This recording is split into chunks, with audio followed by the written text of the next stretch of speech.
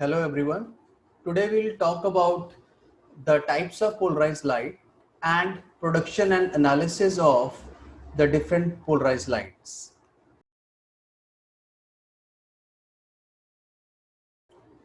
Types of polarized light. So let me explain how do we get this equation using which we discuss what are the different types of polarized light. So a beam of plain polarized light can be obtained from a nickel prism, which then is made incident normally on the surface of a calcite crystal cut parallel to its optic axis. Let the plane of polarization of the incident beam make an angle theta with the optic axis. As polarized light enters into the calcite crystal, it will split up into two components, E ray and O ray, as we have already understood what is double refraction. The E ray is parallel to the optic axis and O ray is perpendicular to the optic axis. Inside the crystal, E ray and O ray travel in the same direction with different amplitudes. On emerging from the crystal, the rays possess a phase difference, say small delta, depending on the thickness d of the crystal. The E ray and O ray can be represented in terms of simple harmonic motions at right angles to each other, having a phase difference delta.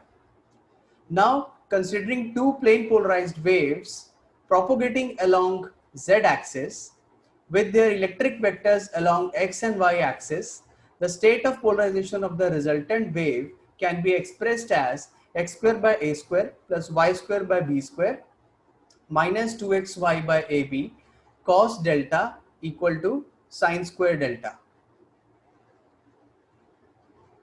So having known this equation, we can easily discuss about the three types of polarized lights. The first one, the case one, is linearly polarized light.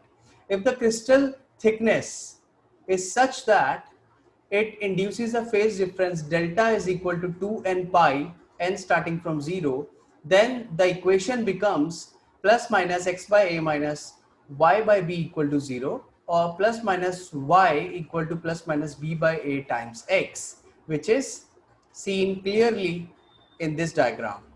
So you see here, this is the linearly polarized light vibrating in this direction.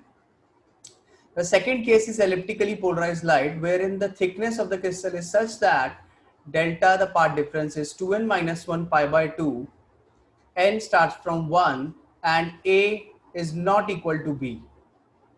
Then the equation becomes x square by a square plus y square by b square equal to 1. So this is elliptical polarization you see here. Now the third category is circularly polarized light. This occurs when the crystal thickness is such that delta is equal to 2n minus 1 pi by 2, n starting from 1, but theta is equal to 45 degrees and a is equal to b. Then x square plus y square is equal to a square. This represents the equation of a circle. So you see here the electric vector is rotating in a circular direction. So this is called circularly polarized light. Now once we understand what are these three different types of polarized lights, we need to understand how do we produce this. So another important point now, plain polarized light can be produced by the phenomenon of reflection, refraction, double refraction and scattering.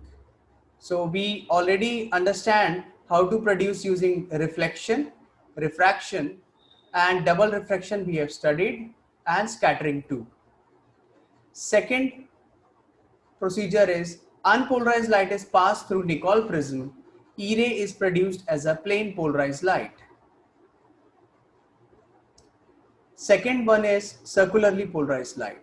Plain polarized light from nickel prism is allowed to fall normally on a quarter wave plate such that the vibrations in the incident plane polarized light make an angle of 45 degrees with the optic axis of QWP. The light emerging out of the QWP is circularly polarized light.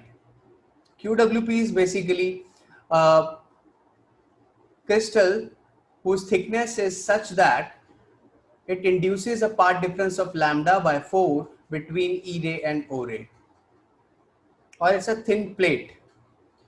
Now, how do we produce elliptically polarized light?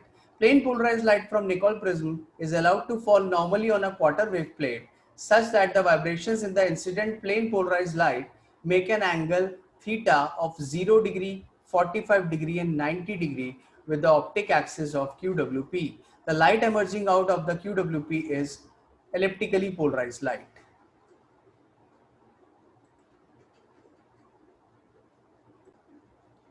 Now we discuss the analysis or detection of different polarized lights. Now this is very important if you have any kind of polarized light, or if it is unpolarized also, but we need to understand how do we detect which polarization state does it follow.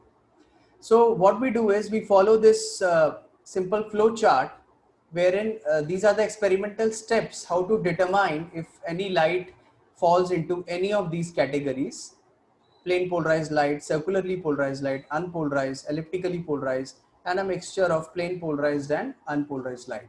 So we have an incident light with us, then we incident this light onto a rotating Nicol prism.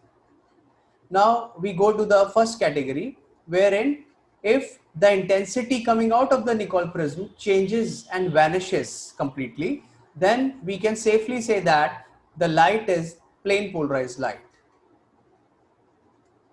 Otherwise, if intensity does not change at all, then this light could be either circularly polarized light or unpolarized light. We further incident this beam onto a quarter wave plate and analyze it by rotating a Nicol prism again. Again, we find that if intensity changes and vanishes completely, then this can be called as a circularly polarized light. If intensity does not vanish at all, there is some minimum intensity, then we call this light to be unpolarized light. The third category is when intensity changes but never completely vanishes. It doesn't become zero at all, but it does change. Then we